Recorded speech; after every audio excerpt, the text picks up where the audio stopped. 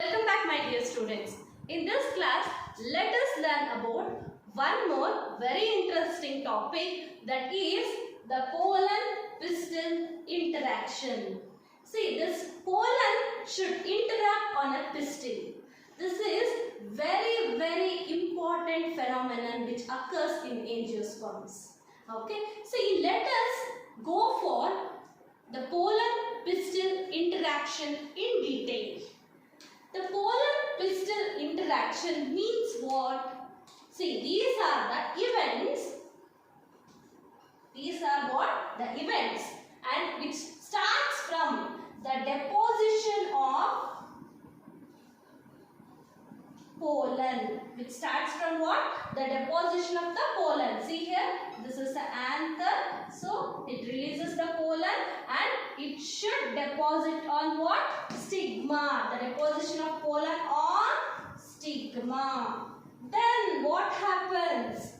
The pollen tube will be formed. Okay, the pollen tube will be formed, and the pollen tube, it enters the ovary, ovules, and finally it should fertilize the female gametophyte. Right? So the pollen tube enters the ovary, then ovule, and finally it should deposit on the female gametophyte. So this is known as what? The pollen-pistil interaction. That means I can define it as the events from the deposition of the pollen grains on the stigma till the pollen tube enters the ovary, ovule, and finally to the female gametophyte is known as pollen-pistil interaction. See, you all know that stigma is the landing platform for what? Pollen grains. Right? See, the pollen landing on the stigma of a pistil, I can call it as. It might be of two types. The pollen might be of what? Two types. Keep a note on it. The first type is compatible. The first type is what? Compatible. Compatible means what? Right type. Compatible means what? It is of right type. If it is compatible, the pistil will accept that pollen. So it will be accepted. Okay, there is one more type. Okay, there is one more type called incompatible. Incompatible means what? Wrong type of pollen. Wrong type. See, if the pollen is of wrong type, then the pistil will what they are going to do means it will reject. The pistil will reject that pollen. Let me explain you in detail. See, if the pollen of the hibiscus falls on the stigma of the hibiscus, see, this is said to be what? Compatible. So that the stigma of the hibiscus accept it. So this is one condition. Okay. Then second condition, if the pollen of some other plant, for example rose, falls on the stigma of the hibiscus will reject it, or the stigma of the hibiscus will reject it, because the rose is incompatible to the hibiscus. Right? So this is nothing else but compatible or the right type and incompatible or the wrong type. Right? Therefore, the acceptance or the rejection of the pollen by the stigma depends on the compatibility. Okay? Next, see, if the pollen and pistil both are compatible with each other, what are the events which takes place? Let us see. So here I am talking about the compatible or the right type. Right? See, so the first thing is the compatible. Compatible means what? It is of right type of pollen.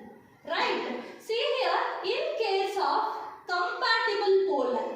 So here the pollen will be accepted by the stigma or pistil. So the first event which takes place is the pistil accepts the pollen. So this is the first thing what is going to happen. Next, the second step, what it will do? The pollen tube will be formed. It reaches what? Ovary. So the pollen tube reaches ovary. The second step. Okay. Then, or else you can just call it as the pollen tube will be formed. Then it reaches the ovary also. It is also fine. Okay. Next. The third thing, what is going to happen? The pollen grains move into the pollen tube. The pollen grains or the male gametes. Okay, it is better to write the male gametes. The male gametes moves towards pollen tube, because as you know that there are two male gametes, N and N, which is divided by what? Generative cell. Right. So these two will go inside the pollen tube. Okay. Next, the pollen tube enters. The pollen tube enters now ovule. See here, from ovary it enters the ovule, right? So it enters the ovule, then it enters through micropyle. Micropyle. So it's a small opening, right? So through micropyle it is entering here. Okay. Next, the pollen tube enters the synergids. The pollen tube or pollen tube along with pollen grains. Okay. The pollen tube enters what? Synergids. Then that is through filiform apparatus. There will be a finger-like structures, right? So which directs the entry of the pollen tube. I had told there will be a finger-like structures. So which directs the entry of the pollen tube?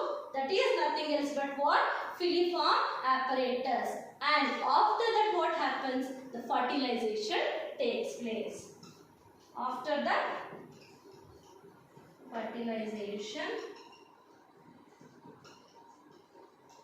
takes place.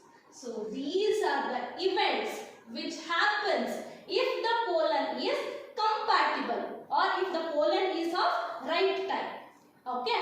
Now, on the other hand, if the pollen and pistil are incompatible, if they both are incompatible with each other, what are the events which takes place? Let us see. So, here the pistil will reject. Let me write here, if it is incompatible, if it is what? Incompatible. If it is incompatible, first thing what is going to happen is the pistil will reject the pollen. Right? The pistil will reject the pollen, and the second thing, it prevents the pollen tube growth. So it prevents the pollen tube growth or formation also you can write. Okay?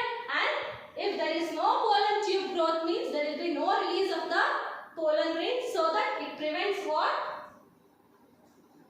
Prevents fertilization.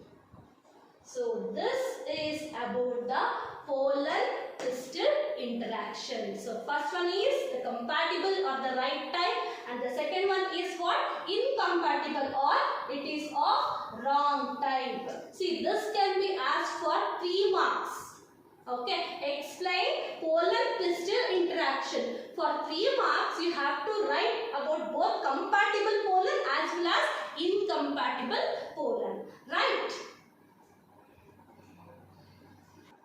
Now let us go for the advantages of pollen-pistil interaction. Why this pollen-pistil interaction is important? See, the first importance is it is helpful to the plant breeders in manipulating, that means altering the pollen booth even in the incompatible cases.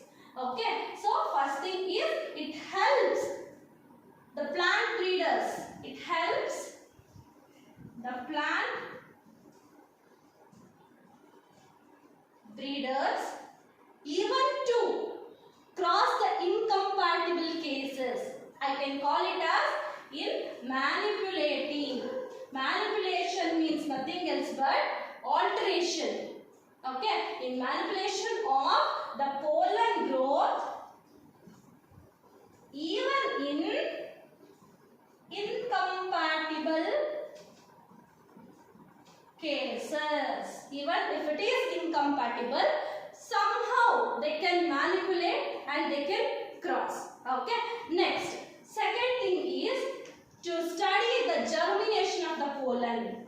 To study the germination of